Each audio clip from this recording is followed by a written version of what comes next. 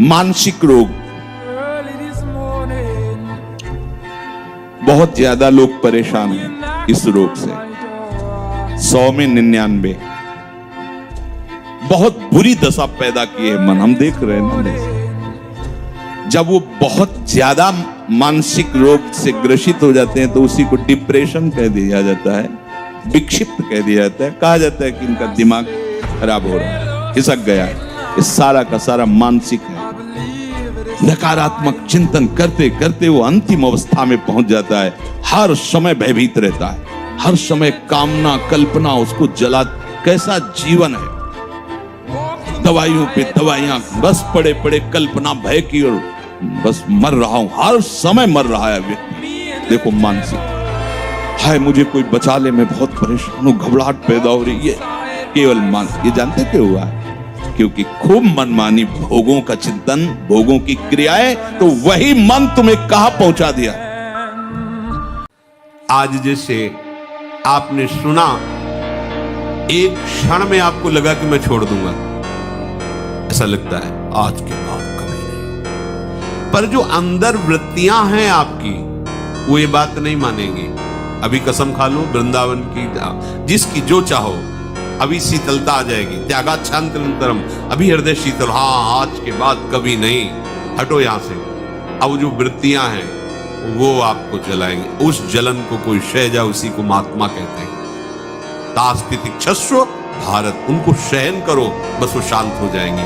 सहन करना बड़ा ही कठिन है। जो सहन कर लेता है वही जीते जी जीवन मुक्त है। एक केवल ये प्रश्न का समाधान कर लो, जो किसी कामिनी की तरफ मन को नहीं जाने दिया, जो वाणी को कभी प्रपंच की वार्ता में नहीं लगाया, और जो कभी लंगोटी का कच्चा नहीं हुआ, वही सच्चा महात्मा है।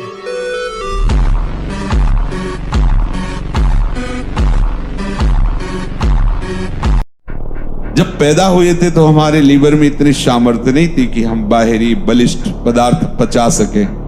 तो वात्सल्यमयी जननी के वक्षा स्थल में ठीक उतना ही गर्म, उतना ही मीठा और इतना सुपाच्य आहार पहले से ही रख दिया था भगवान ने, पैदा होने के पहले। और पैदा होते ही वो सुपाच्य आहार, मां का वात्सल्य भरा दुग्ध पान करके। किसने व्यवस्था की थी? किसी डेयरी से या किसी ज्ञानी विज्ञानी के द्वारा? नहीं नहीं, प्रभु ने पहले ही हर जीव की पैदा होने के पहले व्यवस्था की। अब काहे को तू परेशान हो रहा है? जब दांत न थे तब दूध दियो, अब दांत है तो को अन्न भी दे हैं। जल में थल में नभ में पशु पक्षिन को दे तो को भी दे हैं। काहे को तू परास कर रहा है? खास बन प्रभु का खास बन। कैसे बना जाता है? बोले सबूरी, धैर्य धारण कर। ये सबसे बड़ी गलती होती है। उपासक इनको पकड़ रखता है, काम आया और चला गया अपनी चेष्टा कर। अब वो उसको पकड़े बैठा रो रहा है, ओ काम काम काम। तुम पकड़े, छोड़ो। वो गलती क्यों हुई? क्योंकि तुम उस समय भजन में नहीं थे। तो इस समय क्या कर रहे हो? वही गलती का अवसर फिर दे रहे हो। आज से कसम खाता हूं, ये कुछ कसम काम नहीं करेगी। कसम बोलने की जरूरत नहीं, राधा राधा बोलने की जरूरत है। राधा राधा बोलोगे बिना कसम के निकल जाओगे, क्योंकि पावर आ जाएगा। और राधा राधा नहीं तो हर बार कसम खाओ, कुछ नहीं होने वाला। ये बहुत साफ आप अपने अनुभव से देख लीजिए। कसम थोड़ी रोकती है, आध्यात्मिक शक्ति का बल उसे रोकता है। और वो आएगा नाम जप से। और नाम जप करो नहीं, वर्तमान में दुनिया का प्रपंच सोचो, तो तुम जीत नहीं पाओगे माया से। देखो, इस माया का इतना भुलावा प्रभाव है कि हम मां के गर्भ में रहे जहां श्वास लेना भी मुश्किल था, ऐसी झिल्ली में रहे जहां बहुत ही घृणित पदार्थ थे, पास में ही मलाशय मूत्राशय, वहां हम रहे हैं 9 महीने। हमें याद नहीं कितना भयानक कष्ट भोगा है। ऐसे ही हमें याद नहीं कि किन किन योनियों में, किन किन लोकों में, नरक आदि में कितना कष्ट भोगा। ये माया भुला देती है। फिर हम लग गए इसी संसार के सुख दुख में, हर्ष शोक में, हानि लाभ में। कब हम इन द्वंद्वों से निकलेंगे? कौन सा ऐसा शरीर है जो हमें द्वंद्वों से मुक्त कर सके, इसलिए बहुत सावधानी की जरूरत है। हमें ना जय में हर्षित होना है, ना पराजय में शोकित होना है। जब युद्ध क्षेत्र में उतरे तो परास्त होना या विजयी होना खास बात नहीं, खास बात है डटे रहना, पीठ दिखा के भागना नहीं है। जब हम भगवान के मार्ग में चले हैं तो हमें डटे रहना है। और देखो, मन लगे या न लगे, अगर हमको विष खवा दिया जाए तो मार ही देगा। हम श्रद्धा से पिए या अनजाने में पिए, आग को अगर कोई भूल से छू ले या सही में छुआ दे तो जला ही देगी, क्योंकि उसमें दाहिका शक्ति है, विष में मारण शक्ति है और नाम में तारण शक्ति है। जैसे हम राम राम राधा राधा हरि हरि रट रहे हैं, हमारा मन नहीं लग रहा है तो भी हमारा कल्याण होगा, पक्का कल्याण होगा। इस बात पर विश्वास कीजिए। अभी तुम अधर्माचरण त्यागिए, पवित्र आहार कीजिए और जो हम तुम्हें नाम बताएं, जितनी संख्या बताएं, जपिए, 1 वर्ष तक चलिए और फिर प्रभु से प्रार्थना कीजिए कि आप अनुभव कराइए कि आप कहाँ हैं और कैसे हैं। दोनों का उत्तर आपको मिल जाएगा। ये बुद्धि के द्वारा जो समझाया जाता है वो हम भी बोल सकते हैं साथ, कुछ फर्क नहीं पड़ना उससे। अगर तुमसे पूछा जाए तुम हो क्या, तो ऐसे ही करोगे, यही मैं हूँ, मेरा स्वभाव ऐसा नहीं है, मेरा है ना तुमसे अलग है, खुद तुम्हारी वाणी बता रही है। मेरा तन अलग है ना, तो तू कौन है जो मैं है। अब 0 पे आ गए। यही साधना वेदांत कराता है, मैं को जानने के लिए। बैठा है, देख लो, है नेत्र तुम्हारे, या देख लो, अंदर घुसो, यही बैठा, यही बैठा, यही संपूर्ण ब्रह्मांडों में सबके पास बुद्धि है। उस सब बुद्धि का विधान करने वाला ब्रह्मा है, और ब्रह्मा को जो बुद्धि देता है वो भगवान है। आप जो भोजन है वो अपनी थाली का पवित्र होना चाहिए, जो भगवान को अर्पित करने लायक हो। मांस आदि है ये भगवान को अर्पित नहीं कर सकते। जो कुसंग के परमाणु है वो बहुत विपरीत भाव पैदा कर देते हैं। आपका स्वभाव नहीं है, लेकिन कुसंग का प्रभाव आपसे गलत करवा सकता है। और नाम जब अगर पकड़ लिए तो कोई भी परमाणु कुसंग का आपको परास्त नहीं कर सकता है। परमाणुओं का असर होता है, भगवत स्मरण से काटा न गया उसका प्रभाव पड़ जाता है। अपने का प्रभाव, संग का प्रभाव उसके ऊपर पड़ता है जो निरंतर भजन नहीं करता। जिस क्षण सुमिरन भजन छूटा, कुसंग का प्रभाव पड़ जाएगा। घोर कुसंगति में जाए और नाम जब चल रहा है भगवत स्मरण, कुछ प्रभाव नहीं पड़ेगा। नाम जब न छूटने पावे और आहार शुद्ध रहे तो कोई नहीं बिगाड़ सकता। अगर भजन हो रहा है हमारी बुद्धि काम करेगी। बहुत से ऐसे विकार हैं जो बिना भजन के नष्ट नहीं होते। तो मेरे किसी पूर्व पाप का प्रायश्चित कराने के लिए भगवान इसको निमित्त बनाए हैं। एक कटुवचन बोलकर मेरे पापों का नाश कर रहा है, इसमें इसका तो कोई दोष है नहीं, हम उसको सह लेते हैं। जब हमारे अंदर विवेक जोरदार होता है तो हम सह लेते हैं, और जब विवेक जोरदार नहीं होता तो हम उसी में डूब जाते हैं। इसलिए नाम जप करो और सत्संग सुनो तो उससे परिवर्तन हो सकता है। अपनी कोशिश काम नहीं करेगी, खूब डट के नाम जप करो, अधिक से अधिक संख्या में गिन के करो। आजकल तो काउंटर चल गया, बड़ी सुविधा है, माला घुमाने की भी जरूरत नहीं, अंगूठी की तरह पहने राधा राधा राधा राधा राधा खूब एकत्रित करो, नाम देखो, उसी से आनंद आ जाएगा। नाम जब करो, हर परिस्थिति में वो जगत का मालिक जब तुम्हारा सहयोग देगा तो कोई तुम्हें परास्त नहीं कर पाए। प्राण भले चले जाएं, पराई स्त्री का काम भाव से न तो दर्शन करेंगे, न संभाषण करेंगे, न स्पर्श करेंगे। प्रार्थना मान लीजिए ये खिलवाड़ नहीं है, पर स्त्री गमन सीधे दुर्गति है। सावधान हो जाओ, तुम्हारे पुण्य क्षीण हो जाएंगे। सावधान हो जाओ, तुम्हारी आयु नष्ट हो जाएगी और तुम्हारी बुद्धि भ्रष्ट हो जाएगी, और तुम अंदर से ऐसे अपराध करोगे कि भयभीत बने रहोगे। अगर कुमति को दबाकर सुमति को बढ़ाना है तो नियम ले लो, चाहे प्राण निकल जाए, पर पराई जिसका हम पाणी ग्रहण किए उसके सिवा किसी और स्त्री के साथ काम संबंध। मैं भगवान का दास हूँ, मैं किसी भी स्थिति में निराश उदास हताश नहीं हो सकता हूँ। मैं हर कोशिश करूंगा, बाहरी और आंतरिक शत्रु कोई भी मुझे जैसे हमारे स्वभाव में हारना नहीं है। बचपन से हारना स्वभाव हमारा, डरना और हारना ये दो हमारे स्वभाव ने, चाहे अभी काट। ब्रह्मचारी के हृदय में एक ऐसी अध्यात्म शक्ति होती है, कहीं कोई कभी भय नहीं लगता, कहीं भी। अगर कभी भय का भी अवसर आता है तो उसकी जांच करना है, कहां भय, कौन सा भय, क्या है, थोड़ी ही देर में समाप्त। क्योंकि जो निर्भय चरणारविंद का आश्रय लिए हुए है महाबलशाली प्रभु श्री हरि की भुजाओं का आश्रय लिए हुए मुझे काम है लगेगा कि जो अपने ज्ञान बल से ऊंचाई पर चढ़े हमने उनको भ्रष्ट होते देखा है, लेकिन जिसने हे नंदन नंदन आपके चरणों का आश्रय ले लिया बड़ी बड़ी ऊंचाइयों को हंसते हुए पार कर गए। पूर्ण दृढ़ निष्ठा रखो, मैं गौर श्याम चरणारविंद का आश्रित जन हूं, मुझे देखते कितना परास्त करोगे। और जब अपने पक्ष में सरकार हो ना तो अपराध में भी इनाम दे दिया जाता है। अपने पक्ष में होला तो साबित कर देंगे कि ऐसा कोई कर ही नहीं सकता तो जैसा इसने किया। क्या बोले बहुत नीच, बोले हाँ नीच होते हुए इसने मेरा आश्रय लिया इसलिए मैं इस पर बरस पड़ा। उनके सामने किसी की चलेगी? बोले महापापी है, दुष्ट है, नीच है और ऐसा होते हुए भी इसने मेरा आश्रय लिया इसलिए मैं बरस पड़ा। इनका सिद्धांत, इनसे कोई जीत सकता है? पुत्र के बहाने नारायण बुला रहे हो आप, परम पद दे रहे। एक काम वासना अनेक विषय मारना होगा। अगर आप किसी भी तरह प्रमाद स्थिति करते हैं और 6:30 बजे तक सोते हैं तो संशय है आपके ब्रह्मचर्य पर, नहीं रह सकते ब्रह्मचर्य। ये ब्रह्म मुहूर्त का समय और उपासक शयन करे बहुत बड़ी हानि है। मान लीजिए खूब सत्संग सुनते हैं आप सब जन और बहुत कृपा है आपके ऊपर, लेकिन परिवर्तन नहीं हो रहा भाई। अगर आप 6:30 बजे तो अच्छा नहीं, बिल्कुल अच्छा नहीं, बिल्कुल अच्छा नहीं। ये दिनचर्या तो बिल्कुल ठीक नहीं। आप लोग सावधान हो, जो भी हो सावधान हो जाइए। ये बिल्कुल आपके जीवन के लिए घातक दिनचर्या है। कि काश हमारे पास ऐसी व्यवस्था होती तो हमारा भजन बन जाता। नहीं नहीं नहीं,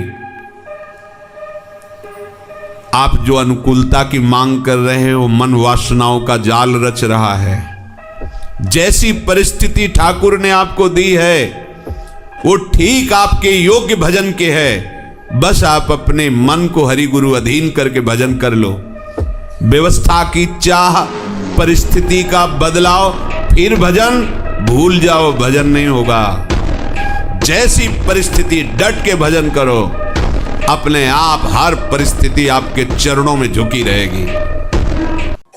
कुछ नहीं बोलना सहने का मतलब होता है। कुछ नहीं बोलना, मन कह रहा मुझे ऐसा करना है, मुझे ऐसा करना है, मुझे ऐसा, कुछ नहीं बोलना।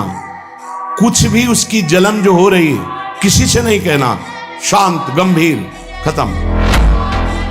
पर उपासक क्या करता है? जो कच्चा उपासक है, नहीं नहीं अब मेरे मन में आ रही, मेरे मन में जलन हो रही, मुझे ऐसा करना है, मुझे ऐसा नहीं। शांत, ना बोलना है जो मन में आ रहा है, ना उसकी जलन पर ध्यान देना है। अपने मंत्र नाम उपासना कर्तव्य में लगे हो, शांत हो जाओ। इसके शांत करने की युक्ति है, इसे मतलब मत रखो। देख लो कैसी दुर्दशा है, श्वान की तरह दुर्दशा है। श्वान जूठी पातरे चाटते घूमता है जैसे, ऐसे ही ये मन और इंद्रियां मिलकर भोगे हुए विषय को बार बार भोगने की इच्छा, सुने हुए विषय को भोगने की इच्छा क्या है? जो आत्मस्वरूप भगवद अंश है वो एक निम्न कोटि के विषयों में कैसा श्वान की तरह भटक रहा है। नाना प्रकार की कुचेष्टाएं उसको बस में किए हुए परवश हो गया। क्यों? क्योंकि वो अपने बल को भूल गया। अगर हम श्री कृष्ण चरणों के अनुरागी हैं, श्री कृष्ण चरणों का आश्रय लिया, माना विषयी है, माना कामी है, लेकिन एक दिन उस ऊंचाई को आप छू लेंगे, आप खुद बोलेंगे अब कछुनाथ न चाहिए। देख लेना, आप केवल चलते रहो, जैसे चल रहे हो वैसे ही चलते रहो। केवल आश्रय ले, आश्रय बस न छूटने पावे। सफाई से चलते रहो, निर्विकार चलते रहो, ये हमारी भाषा नहीं है। जैसे चल रहे हो वैसे ही चलते रहो, केवल आश्रय लेते।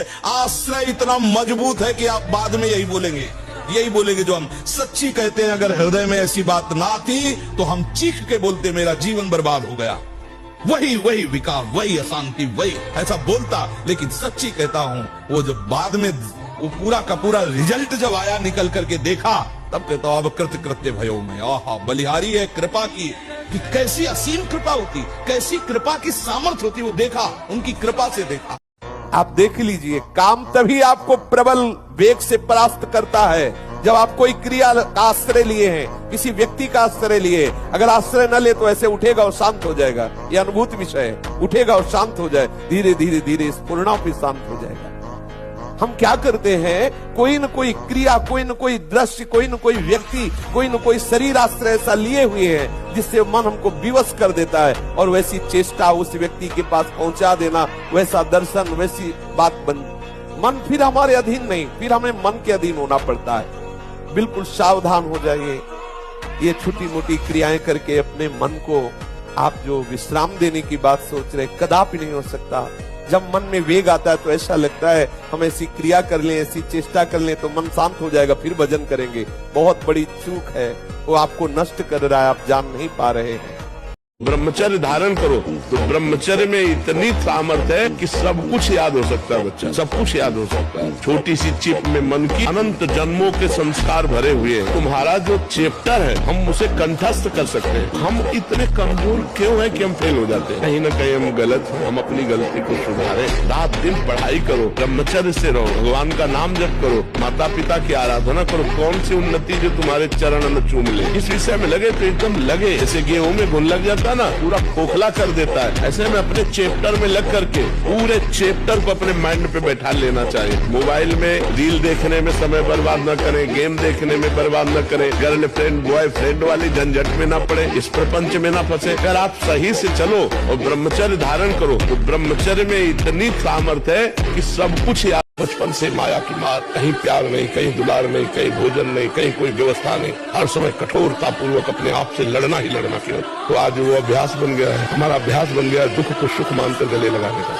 हर विपत्ति, हर प्रतिकूलता, हर दुख को अपना यार मानकर उसे सह जाना। आनंद स्वरूप भगवान में जब चित्त है तो सब प्रपंच के दुख झेलते हुए आराम से पार हो जाते हैं। अध्यात्म जीवन ही जीवन है। बड़े भाग्यशाली हैं जिनको अध्यात्म में रुचि है। मनुष्य शरीर होकर जो भगवान के भजन में रुचि कर रहे हैं, बड़े भाग्यशाली हैं। वो अभागी जन है जो भोगों में, नशे में, गंदी आदतों में अपने समय को नष्ट कर रहे हैं। बाद में उनको पछताना पड़ेगा। अभी आप भजन करके देवता बन सकते हो, भगवान के स्वरूप बन सकते हो, भगवत पार्षद बन सकते हो। इसीलिए तो हमें नाम जप करना है, उसकी सोच में नाम डाल देना है। और जैसे सोच रहा गंदा, अब उसे सोचने मत दो, राधा राधा राधा। वो धीरे धीरे अपना प्रयास कम करता जाएगा और वो आपके अधीन होता जाएगा। इसीलिए कहते नाम जप करो। खाली मन शैतान का घर है। एक बार अपने स्वरूप में आ जाओ, भगवान के अंश हो। एक बार आ जाओ। मरना एक बार है, 100 बार नहीं। ध्यान रखो, 100 बार नहीं मरना है, एक बार मरना है। और वो निश्चित समय है, कोई बिना समय के मार नहीं सकता। लाखों में कोई एक ऐसा जो ये बात कि मुझे परमानंद प्रभु चाहिए, ना कि अब भोग। बहुत भोग लिया और बहुत देखा, ऐ मन अब नहीं गलत करेंगे। भगवान ही कराते हैं। सही आचरण हुआ, पोस्टर में लिखवा दिया, नहीं चलेगा, नहीं चतुरई चतुर शिरोमणि से नहीं चलने वाली। जैसे लोग कहते प्रभु की सत्ता के बिना पत्ता नहीं हिलता।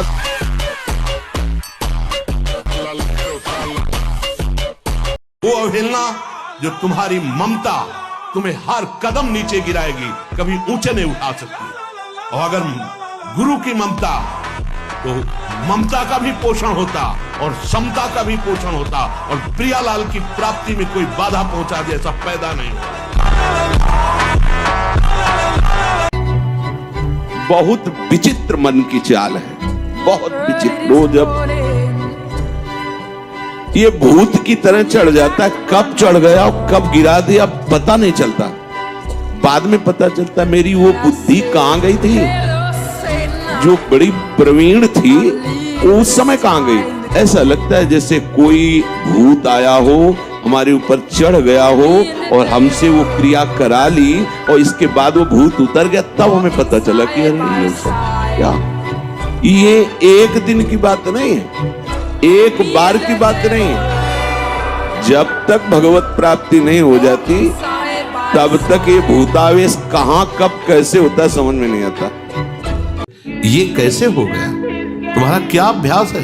ऐसे कैसे कोई हम पे ऐसे कैसे हावी हो सकता है?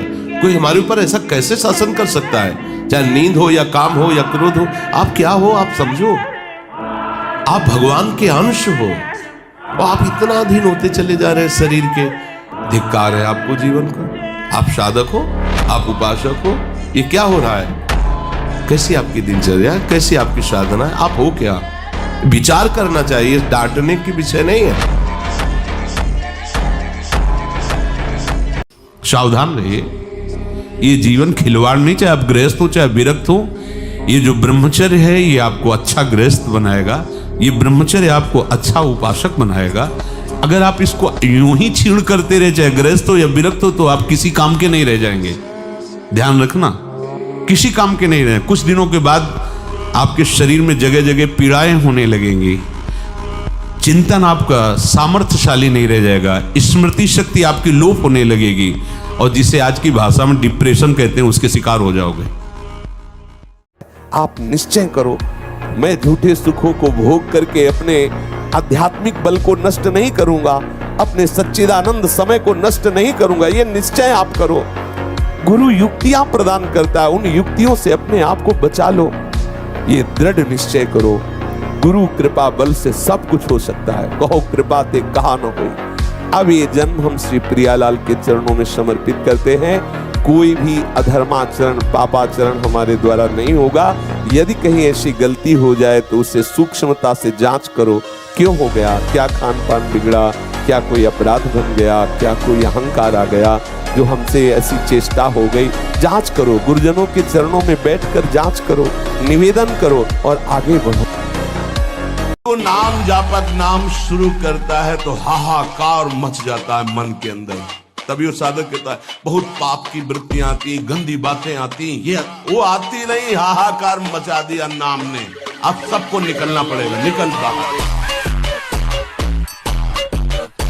के हाथ के बाल हैं, हमको चिंता नहीं करनी है, बस हमें अभ्यास करना है और भगवान का चिंतन करना। कोई भी कार्य ऐसा दुर्लभ नहीं जो हम कर न सके। हम मनुष्य हैं, भगवान के अंश हैं, हमको हारना नहीं। 1000 बार हारेंगे तो भी हम दौड़ पड़ेंगे अपने लक्ष्य की तरफ। हार कर नहीं बैठ जाएंगे कि यार 1000 बार हार गए अब क्या जीतेंगे। नहीं नहीं, हम हार को जीत में महाराज जी नाम जब अभी कर रहा हूँ, परंतु करते करते 1-2 महीने में हस्तमैथुन भी हो जाता है और महाराज जी कसम भी खाता हूँ, संकल्प लेता हूँ, पर इस मन को नहीं रोक पा रहा, बाहर निकलना चाहता हूँ। दंड बैठक मारते हो, शरीर को थकाओ, सुबह 2-3 किलोमीटर दौड़ो, आधा घंटा दंड बैठक मारो, और जब ये हस्तमैथुन करने का मन करे तो उस समय भगवान की तरफ चित्त को ले जाओ, हस्तमैथुन से चित्त को हटाओ। जिस समय मन हस्तमैथुन के लिए गए उस समय भगवान से प्रार्थना करो, जोर जोर से भगवान को पुकारो, और उस समय टहलने निकलो, बाहर निकल जाओ, एकांत में न रहो। जैसे बाथरूम में है या कमरे में, उस समय तुरंत बाहर निकल जाओ, मन के खिलाफ चलो और उस स्थान को छुओ मत, तो बच जाओगे। समय मत दो, एकांत समय मत दो, तुरंत भाग पड़ो। वो साधु हो ही नहीं सकता जो रुपए के लिए तुम्हें साप दे, जो रुपए के लिए तुम्हें त्रासित करे, जो अपनी कामना तुम्हारे सामने रखने, वो साधु ही नहीं है।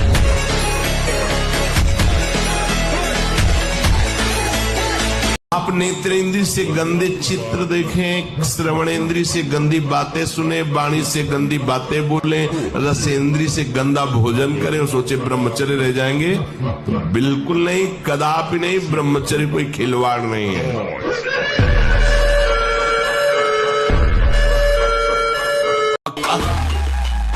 शरणागत का सारा भार प्रभु ले लेते हैं। अपने को बिल्कुल बेपरवाह होना है। अपने जितने बेपरवाह हो जाते हैं उतने ठीक हो जाएंगे। ऐसे नाथ पूरा भार आपके चरणों में, मेरे से कुछ नहीं संभरेगा, तो उस भक्त के पाप भी भगवान स्वयं भस्म कर देते हैं। आजकल यही स्वतंत्रता मानी जाती है कि जो मैं चाहूं भोगूं, जो मैं चाहूं देखूं, जो मैं चाहूं करूं, तो मुझ पर अंकुश नहीं लगा सकते हो क्योंकि मेरा जीवन स्वतंत्र है। वाह, कैसी स्वतंत्रता! तुम समझ नहीं पा रहे हो स्वतंत्रता का स्वरूप क्या होता है। सब तुम्हारे अधीन हो, तुम किसी के अधीन नहीं। ये तो कोई महात्मा होता है, ये तो कोई पहुंचा हुआ सिद्ध होता है, और तुम अपने को स्वतंत्र समझ रहे हो। इंद्रियों के विषयों की गुलामी करते हो, मन की गुलामी करते हो, शरीर की गुलामी करते हो और अपने को स्वतंत्र समझते हो। कहते हो हम स्वतंत्र हैं, जो चाहेंगे करेंगे। अरे जो चाहेंगे करेंगे, तुम नहीं। ये इंद्रियां जो चाहेंगी तुमसे करवा लेंगी, मन जो चाहता है वो तुमसे करवा लेता है। तुम गुलाम हो कि स्वतंत्र? देखो ना। कुछ नहीं कहूंगा, कुछ नहीं चाहूंगा, ये दो शब्द अमृत से भीगे हुए हैं। कुछ नहीं कहूंगा और कुछ नहीं चाहूंगा, ये अमृत शब्द हैं। उतारो जीवन में, पियो इस अमृत शब्द को। कुछ नहीं कहूंगा, तो बोले वो अत्याचार कर रहा है हमारे ऊपर, तो इनसे बड़ा समर्थ कौन हो सकता है? ये देख रहे हैं ना, तो मुझे कौन बचाएगा? फिर जब ये देख रहे हैं तो बचाएगा कौन? तो किससे कहूं?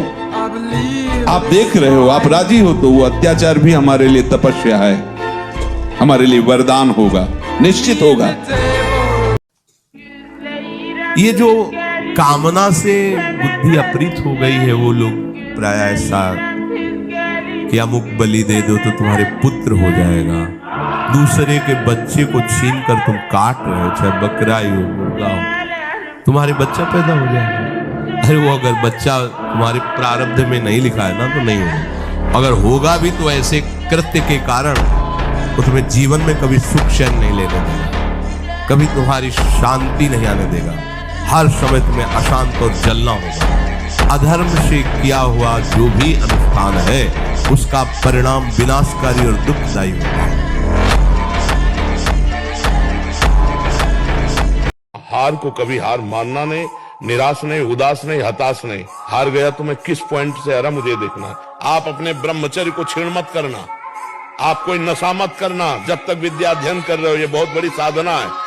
और अगर आप ग्रेजुएट ना हो जाए तो हमें बताना। रात दिन अपने कर्तव्य कर्म के अभ्यास में दृढ़ हो जाए तो सबसे ज्यादा प्रवीण हो जाएगा। अभ्यास में बहुत बड़ी ताकत है, बहुत बड़ी ताकत। शरीर स्वस्थ है और ब्रह्मचर्य हो। ये तो बहुत छोटी छोटी किताबें होती, इतने मोटे मोटे ग्रंथ ऐसे पूरे याद हो जाते हैं दिमाग में। एक बार सुनाओ, दिमाग में बैठ गए, क्योंकि स्मृति है। अगर हम आज जरा सा अपने को स्वीकार कर ले कि मैं किडनी फेलियर आदमी हूं, तो उठने लायक नहीं हूं। हार नहीं मानी, आज भी हार नहीं मानी। हम अपने समय से देखते हैं, हमें उठाओ, हमें स्नान करवाओ, हमें चलो, ले चलो। जिद्दी स्वभाव, तो मतलब प्राण दे सकते हैं लेकिन अपना नियम नहीं तोड़ सकते। कोई भी कार्य ऐसा दुर्लभ नहीं जो हम कर न सके। हम मनुष्य हैं, 1000 बार हारेंगे तो भी हम दौड़ पड़ेंगे अपने लक्ष्य की तरफ। जो मनुष्य इस लोक में अपनी माता को गालियां देता है, माता को पीटता है, पिता को गालियां देता है, पिता को पीटता है, शास्त्रों की निंदा करता है, उस पापी को यमदूत काल सूत्र नरक में ले जाते हैं। चाहे जितना दुख पड़े प्यारे, किसी से मत चुपचाप मौन होके सह जाओ। तुम्हारा स्वामी विधान करके तुम्हें दुख भेजा है तो बहुत बड़ा उसमें कोई सुख है। वो मंगल भवन है, तुम्हारा मंगल होने नहीं दे सकता। दिखाई दे सकता है कि अब अमंगल हो गया हमारा, अमुक अमुक अमुक, कुछ नहीं। धैर्य पूर्वक अपने मार्ग में सीधे चलते रहो। उसका विधान आया है, वो दुखद हो या सुखद। सुखद है तो हर्षित मत हो, दुखद है तो शोकित मत हो, आगे बढ़ो। जो बहुत सोता है उसको कभी योग सिद्ध नहीं होता। सच्ची मानिए, 3 घंटे नींद में काम हो जाता है, अधिक से अधिक 4 घंटे। ये सोना हमारे लिए बहुत हानिकारक है और ये सोना हमारे लिए लाभदायक भी है। दोनों बात समझना। जिसका स्वभाव बन जाता है कि जहां बैठे वहीं सो गए, जहां बैठे, ऐसा हमने देखा है ना। बैठे 2-4 मिनट जहां एकाग्र, घोंटा बजने लगा। ये क्या है? ये दलित दुराए क्यों? अरे तुम साधक हो, ये दलित दुर्ता को क्या यही उपासना में तुमने सिद्धि प्राप्त की है? जहां बैठ जाओ वहां तुम लड़खड़ा गए, लार बहने लगी, सोने लगे, घोटा बजने लगे। ये दलिद्रता है, ये तमोगुणी है, ऐसा नहीं। आप अपना स्वभाव बनाइए। बहुत स्वभाव आपका गंभीर होना चाहिए, एकांत प्रिय होना चाहिए, अरतिर जन संसदी, लोक व्यवहार शून्य होना चाहिए। आपसे अगर पूछा जाए कि आपको क्या रुचि है, तो आपके अंदर यही आना चाहिए, मैं किसी से मिलूं ना, कोई मुझे देखे ना, मैं किसी को देखूं ना, एकांत में निरंतर अपने श्यामा श्याम को रिझाऊं, ऐसी आकांक्षा है। देखो क्या ऐसी आकांक्षा है।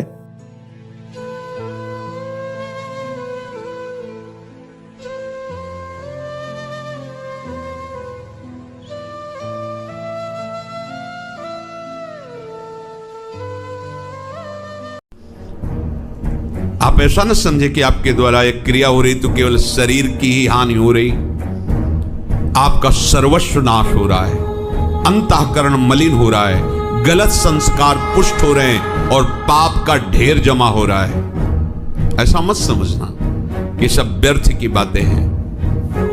आपका अंतःकरण ऐसा मलिन होता चला जाएगा कि एक दिन आपको अंतःकरण से उपदेश मिलने लगेगा कि ऐसे शरीर का त्याग कर दो किस काम का। ये हम उपासकों के मुख से सुनी हुई बात कहते हैं कि अब तो बस ऐसा लगता है कि आत्महत्या कर ले। पहुंचा दिया। भगवान क्या करें? वैरिणम, देखो दुश्मन ने कैसा जाल रचा कि आप अपने आप सोचने लगे कि मैं अपने शरीर का नाश कर, मतलब और दुर्गति, आत्मनन गति जाए। निश्चय करो, अब तक जो समय हमारा व्यर्थ गया गया। अब मैं मोह ममता में, भोगों के राग में अब समय व्यर्थ नहीं जाने देंगे।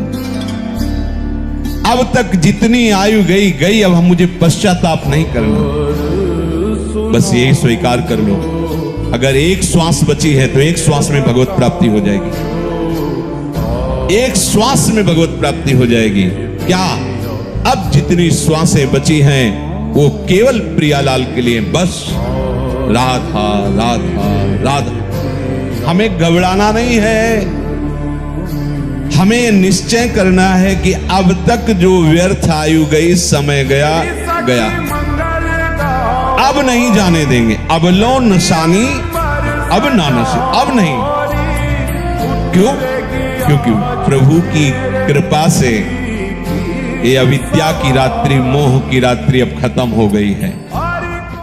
अगर भगवान का भरोसा है और भगवान का भजन है तो बड़ी से बड़ी मुसीबत से भी निकल जाओगे। हर समस्या का समाधान भगवान है। हर मुश्किल से लड़ने के लिए हमें मनुष्य जन्म मिला है, भागने के लिए नहीं। तू सब धर्म कर्म को मेरे समर्पित करके मेरी शरण में हो जा, मैं तेरे सारे पाप नष्ट कर दूंगा। सबके पास मुश्किलें हैं, चाहे बाबा जी हो, चाहे गृहस्थ हो, चाहे स्त्री हो, चाहे पुरुष हो। कोई ऐसा नहीं जिसके जीवन में मुश्किलें न हो। मुस्कुराहट बनी रहे मुश्किलों में, इसीलिए मनुष्य शरीर मिला। और वो तभी हो सकता है जब भगवान से जुड़े। भारी से भारी विपत्ति और दुख में भी जो मुस्कुरा के कदम बढ़ावे वही तो मनुष्य है। अगर हम भगवान से जुड़े, भगवान का नाम जप करें, तो हमारे अंदर ऐसी बुद्धि आएगी कि हम लड़ सकते हैं, हम जी सकते हैं, हम दुख में भी जी सकते हैं। मुश्किलों में हम कमर कस ले कि हम मुश्किल आई है तो मुझे भगवान का सहयोग लेकर इसे जीतना है, इसे हारना नहीं। जब किसी से हम अपनी मिलान करने लगे और अपने को लगे मैं इससे अच्छा हूं, तो समझ लेना अहंकार आ गया है।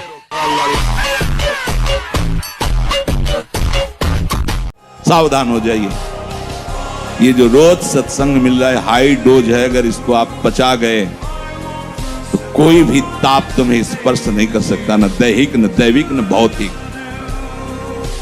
देख, हम प्राय इसी बात से गुजरना होता है। मुझे काम सता रहा है, मुझे वो ईर्ष्या, वो ऐसा, पर उस दुष्ट का सहयोग कर रहे हो जिसने तुम्हें सदा सताया है। अगर इसका सहयोग करोगे तो आप तुम्हें अंतिम स्थिति तक पहुंचा देगा। अगर सही चल गए तो भगवत स्वरूप है मन। दोनों बात समझना।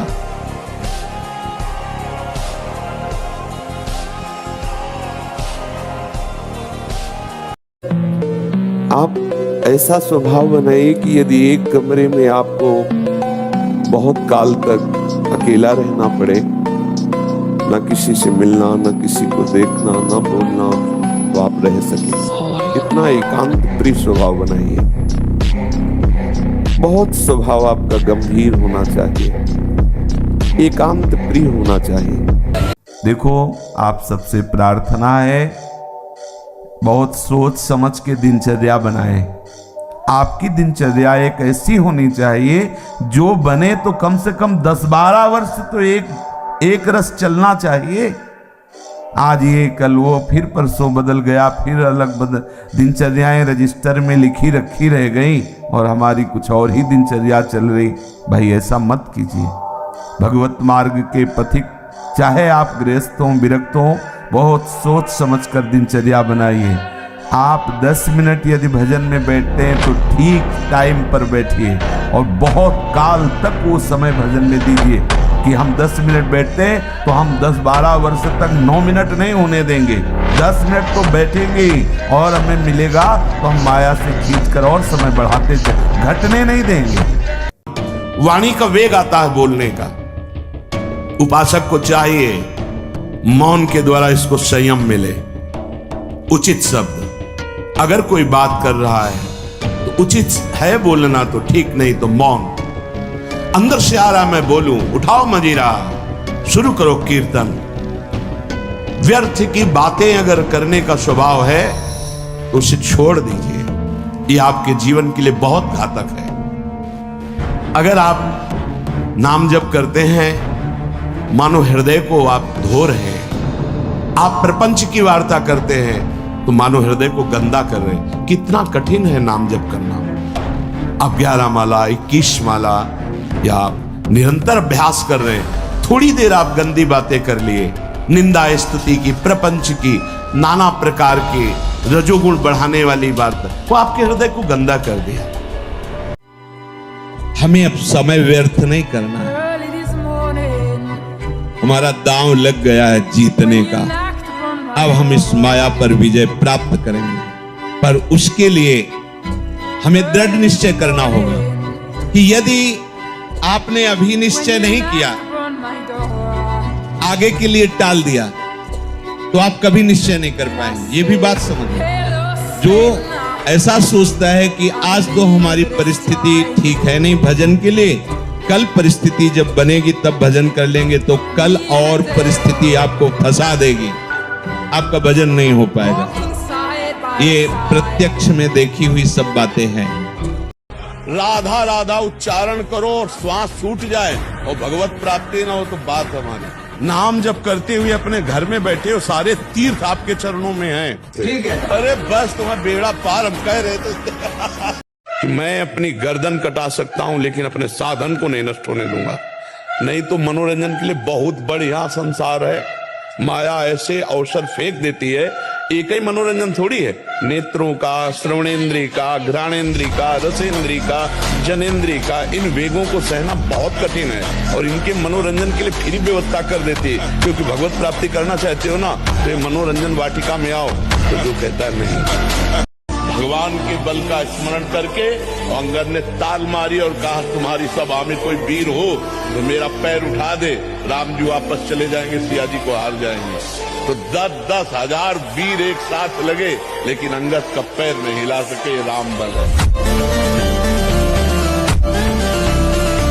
अगर सिंह का बच्चा भेड़ों के बीच में फंस जाए तो भेड़ नहीं बन जाता, वो सिंह ही रहता है। ऐसे ही कर्म विवश करें अगर किसी हरि भक्त को, तो उसकी दयनीय दशा पे कभी हंसना नहीं, क्योंकि वो सिंह है।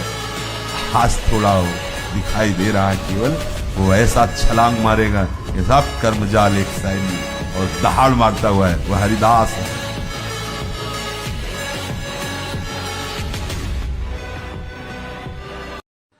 आज जैसे आपने सुना, एक क्षण में आपको लगा कि मैं छोड़ दूंगा, ऐसा लगता है आज के बाद कभी नहीं। पर जो अंदर वृत्तियां हैं आपकी, वो ये बात नहीं मानेंगी।